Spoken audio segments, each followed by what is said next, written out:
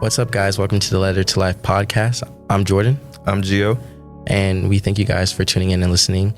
Today, we will be talking about vulnerability in the Black community and, having outlets and spaces in order to show up as your authentic self, and also how to be yourself inside the dreaded barbershop. This is a safe place for you guys and us to be ourselves, and let's get into it.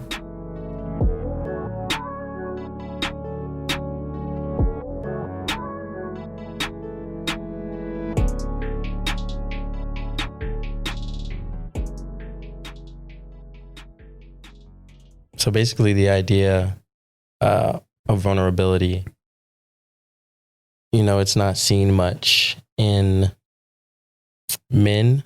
Mm-hmm. And I think for some men, they would say there's a good reason why. Personally, I'm sure there's a lot of things that you've grown up and I've grown up and we've seen that's like, you don't really understand why, but yeah, it's something that you're put through or made to believe in. And I think that has a lot of like residual outcomes when you get to your adult life. There's a lot of things that you don't really understand why you feel a certain way about things, Yeah. I wouldn't call it embarrassing, but there are feelings that, come from that. Most definitely. Now, personally, I have a lot of things that through my childhood that have problems that kind of stem from that. In your childhood, like, how are things formulated for you? Like, what experiences do you have? Well, with me being like coming from a Caribbean, household, and back in Jamaica, like the men are really taught to be like the so tough, like you gotta basically put on a front like 90% of the time. So with that being said, if I'm feeling sad or if I'm feeling angry or anything like that, I can't really express it how I would like to express it. But that really more so comes down to like if I'm sad or depressed or anything like that. Because if I'm angry or anything like that, well, growing up, my mom always told me that I need to go to anger management. Yeah. And I still don't think I need to. But I think whenever, I think because I wasn't able to channel or like fully express my sadness, that just kind of transformed into rage and like anger. So, I would break windows. Punch walls and things like that. You're a wall puncher. Yes. Not anymore because my hands hurt. But yeah, I think that's how it was. And I feel like as I've gotten older, I've kind of tried to express myself more, like in terms of like not being so non-vocal in a way.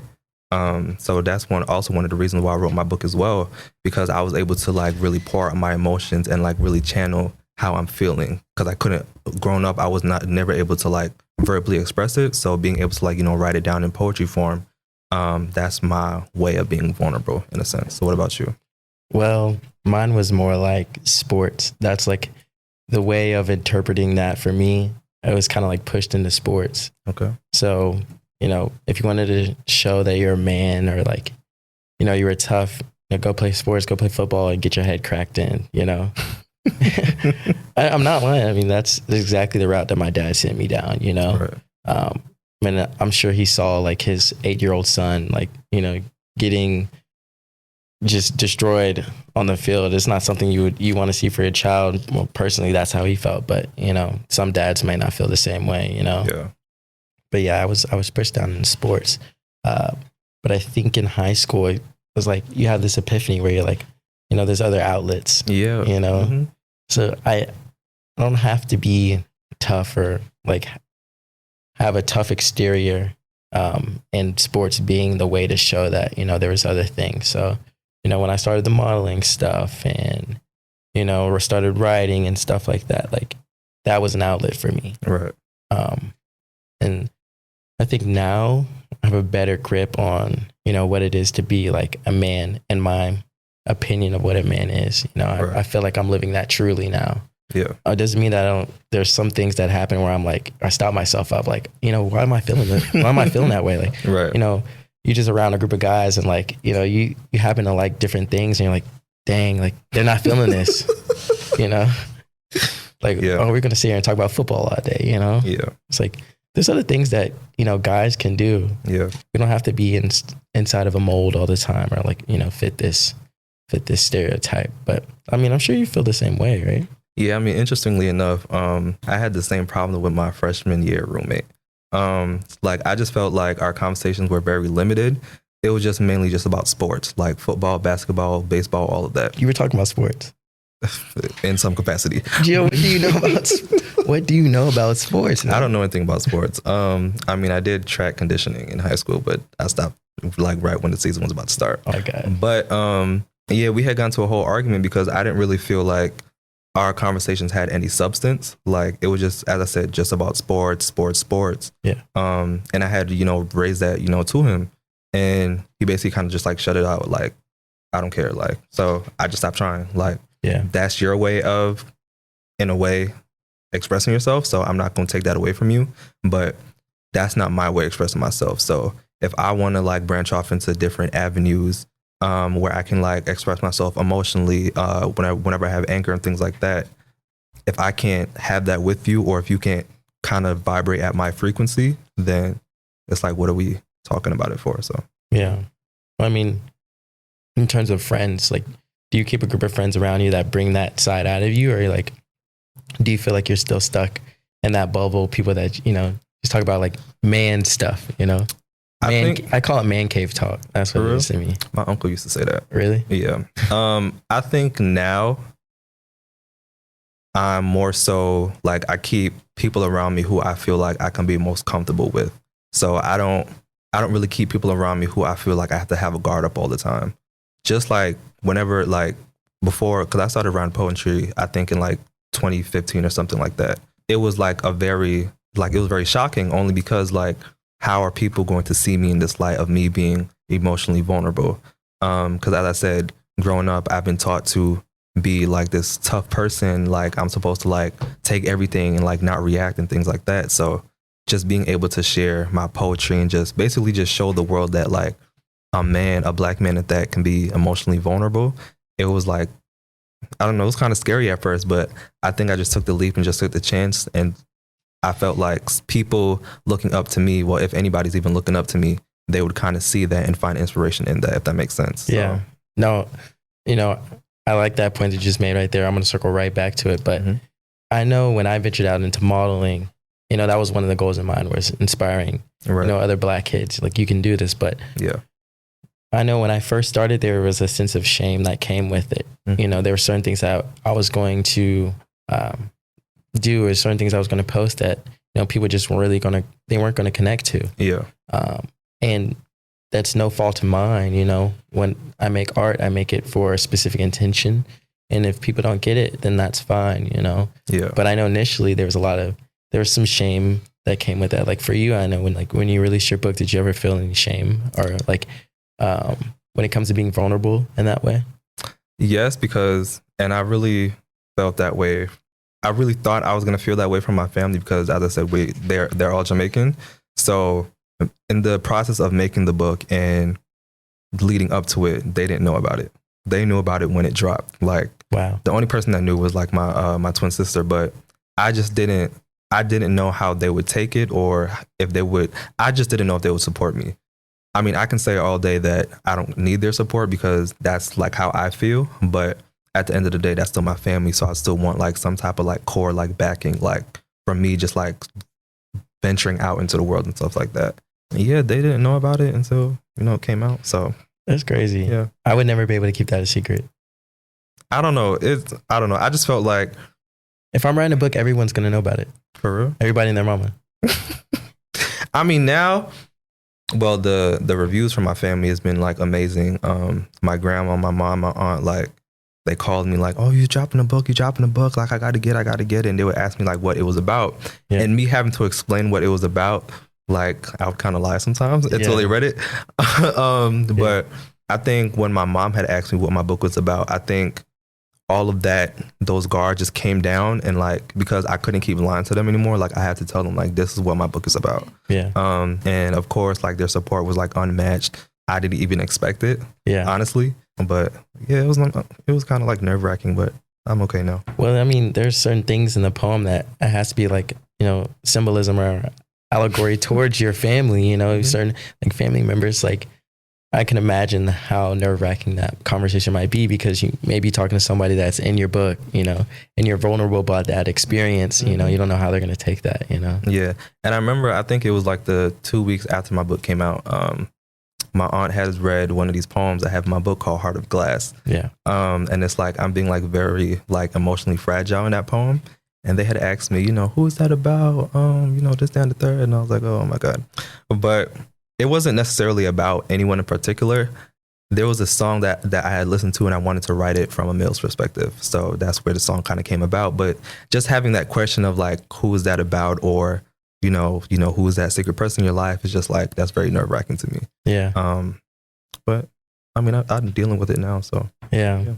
I think that, turning back the page to being an inspiration for other people, whether you know it or not, someone's watching you all the time. It may not be in a good way. I'm sure like, I don't know. Did you have any negativity that came from that book? Did you get any family members that were like, I'm not really feeling that, bro. What are you doing? Interestingly enough, I haven't. Really? Yeah. Like all the support has been like amazing. And as I said, it was very like, I did not expect that at all. Like it was, I don't know. It was just very overwhelming just to like see them like actually read the book and like see where I was coming from and not like kind of shame me for it. But I think now I don't really care about like who perceives it wrong or who doesn't, because now it's out there. Like I've experienced all of that already. So I just don't care anymore. Yeah, I really appreciate that, because, you're out here and you're showing that as an example, You too. Well, yeah, I mean, I'm trying. But, somebody has to do it, Yeah. You're not going to know who to look up to or be like, wow, I want to be like that guy. Like for me, that was Tyler, the Creator. He was able to be himself, and just so boldly. Right. I was just like in awe that, somebody of my skin color could do something like that, Yeah. and people support it. Yeah. That was the crazy thing to me, that people could support it. And I was like, well, if he's able to do it, then what's stopping me from doing it, And I think it's almost like a pay it forward type of thing where, if I'm doing it, I'm inspiring some little kid who knows how far away, halfway across the world. But, if that kid goes on to do something great, that's all that matters to me. I wasn't ever in it for the money or the fame or, whatever. I just did it for myself, Yeah. And I think that was like the biggest thing for me. And what's crazy? There's this therapist called, what's her name? Ayanna Van Zant. I think, I don't want to butcher her last name, but I think that's how you pronounce it. And she has a show called like Fix My Life. Yeah. And I was watching this one episode and it was with this family of like, I think it was like 7 boys and like 1 girl. And I guess the oldest one was the boy. And like, I guess like so many different things happened like to them like when they were younger, and he kind of had to take everything. Like he had to be like that big shield. Like, so he couldn't have his little children. He couldn't have his little siblings like kind of see him crumble and see him fall. So he had to kind of put that guard up. And Ayanna, this is one thing that she said that kind of stuck with me. She said, you have to allow your heart to break for change to come. Yeah. Like you have to give yourself permission for your heart to break. Because if you just keep all of that just surrounding your heart, you can't expect to love, or you can't expect to like emotionally evolve if everything is like kind of crowding your heart. So just letting your heart break and like rebuilding it back, like to be like a better and brighter heart, that just stuck with me like forever. Yeah. So, no, I definitely feel that. My thing is, it's all like good and like, uplifting to like just have a conversation about it. But like my thing was like, I feel this way. Now I'm going to go to the barbershop. And I'm really going to put it on, Yeah. It's a little different then, you walk in a barbershop, it's a whole different atmosphere, Yeah. Especially like I dress like I dress on the normal. Yeah. I walk into the barbershop, I'm already getting looks, Yeah. Like, what's he doing in here, But that's just me. I'm just being myself, I'm allowing that side of me to show, I'm being vulnerable in that way. But yeah, for me, the barbershop was always like my crutch. I could say whatever I wanted, but as soon as I stepped into the barbershop, it was like a different story. No, yeah, because back when I used to live in New York, the barbershop like we used to go to, it was like probably like 20 barbers in like this one small barbershop. So it's just like, whoa. I know y'all be packed in. Yes. So it's like just going in there, you can just already feel the male presence. And it's just like, I didn't want to say the wrong thing or do the wrong thing. And then like all eyes are on me, because I'm a person, I don't like when all eyes are on me. Like, I don't like when the spotlight is on me. Yeah. So I would most times I would just be quiet and just not say anything. But if I do say something, I would think about it like first before I even say it, or think about what I'm about to do. But yeah, the barbershop, I think that's one of the places where if you're emotionally fragile, they're going to kick you out. Yeah. So yeah. But no, let's talk about that though, because I think that's like a running thing for barbershops, you know. They create that atmosphere on purpose, you know. Yeah. And that doesn't fit, you know, every guy that wants to get in there. And the barbershop is supposed to be a place of solitude. You're supposed to be yourself. You're supposed to be vulnerable. You know, I'm talking to my barber. I want him to know that, you know, I'm going through this, you know, I'm going through life changes. Like, you know, you feel me? Like, it's supposed to be that place of comfort. But, you know, for some people, especially me, it's really hard to get in that chair, you know, to be comfortable, you know. So I know whatever I'm going to say, you know, it might not be agreed with in there, you know. Yeah. So that there was a period of time where I kind of used the barbershop as an excuse, and I'd be like, I'm not cutting my hair. I grew my hair out for 2 years. I'm like, no. For real? No, listen, I used the excuse. I was like, I'm not going into any corporate job and they tell me to cut my hair. So I'm just going to grow it, you know, out of protest. Right. I knew that was bull, you know. I knew it was, because I just didn't want to go to the barbershop anymore, you know. Right. But, you know, I cut my hair off in the summer, and it was just like, okay, well, now I'm just going to be me. Yeah. Now I walk into the barbershop, and like now they mess with me now, because I'm just being myself. Right. You know, I don't have to be anybody but myself, you know, and now they mess with me. So that was really cool to see, you know, just flipping the page in my book and my, you know. Yeah. And I think that's one of the reasons why I started getting haircuts from like my friends, so I don't have to actually go into a barbershop. Yeah. And I think I started getting haircut from like my friends in like their dorms, I think like since freshman year. Yeah. Yeah. The barbershop is just like a very, I don't know, it's very weird. And I think that it just comes with like when you're growing up, like the barbershop is like a place where, well, before I get to that point, for most people, your hair is your confidence. Yeah. So, you know, if you don't got a fresh cut in like 2 or 3 weeks, you know, you're going to be feeling like very like crappy. Yeah. So if you go to the barbershop, just that alone, just like you coming in there with like some janked up haircut, it's like all eyes are on you and everybody's going to be looking at you weird. So that's one level. The second level is just like, well, even the hairline. You go in there and you're like, I know my hairline's pushed back. I know I got a crazy hairline. You're just supposed to own that. I mean, I don't know. It's weird because like you never know how to like go about those type of conversations with your barber, because everybody's listening. Nobody got headphones in. Everybody can hear your everything that you're saying. Yeah. And it's just like hard to kind of initiate those conversations to like, when do I need to talk about like, well, hey, how's your day going? Like things like that. I don't know. It's just very weird. Yeah. No, it is. Things are changing, and you know, we get some barbers in there that, you know, actually want to have conversation with their clients and you know, form that relationship. You know, like I said, it's a place of comfort, so you want to be vulnerable. Yeah, there's nothing wrong with that. And I think also with like just being vulnerable in general in the time that we're in now, I think some people try to be vulnerable, but they don't know how people are gonna perceive it. Just like how, you know, that was my case a few years ago. Because like with social media now, especially with TikTok, you get clowned for literally anything. People can stitch your video and just start clowning you, and everybody just dogging you. No, for real. So I think people need to actually like find like what feels true and like authentic to them, and let that be their source, or let that be their channel of them being vulnerable. So whether that be writing poetry, painting, singing, writing music, anything like that, they just need to try to find that, because I think everybody goes through a whole bunch of different things where, you know, they just don't want to talk about it. Like they just kind of shut the door mentally and just like kind of push it to the back of their heads. And I feel like there's different situations that come up, you know, throughout your life that those thoughts are going to come back. So finding a way to kind of combat that and balance that while you have them, I think that's kind of hard for some people. I think for the most part, I kind of mastered that. Because, you know, after I went through like so many different things in my life, I've decided to, well, I have to allow my heart to break. So I have to feel those things. Like I have to sit in it. Like it's a hard pill to swallow, but that's what I have to do. I kind of have to sit. I have to sit in it. So having to sit in it and deal through it and feel those emotions 100%, it's just allowing me to like I think it's opening up the channel of, if I feel sad, it's easy for me to like get over it, if that makes sense. Yeah. Yeah.